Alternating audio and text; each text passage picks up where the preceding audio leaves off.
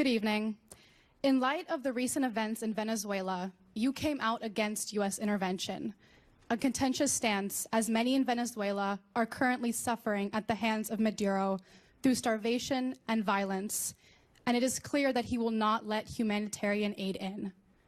Under these circumstances and moving forward, do you have a clear position on U.S. intervention overseas, both economically and militarily, for nations that are under the regimes of these oppressive dictators? Thank you. Good question.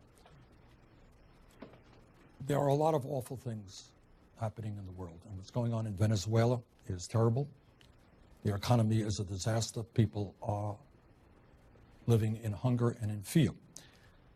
I strongly believe there has to be an international humanitarian effort to improve lives for the people.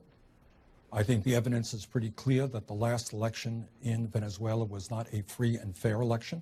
And under international supervision, I want to see a free and fair election.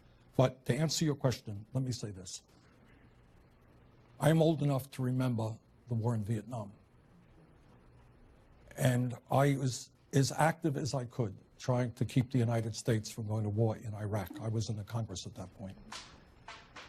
And I am very fearful of the United States continuing to do what it has done in the past. As you know, or may know, the United States overthrew a democratically elected government in Chile and in Brazil and in Guatemala and in other countries around the world. So as someone who fervently believes in human rights and democracy, we have got to do everything that we can. But I think sometimes you have unintended consequences when a powerful nation goes in and tells people who their government will be.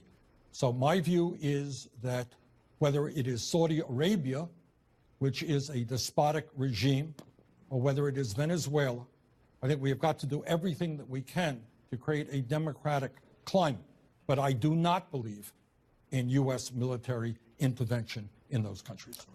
Why did you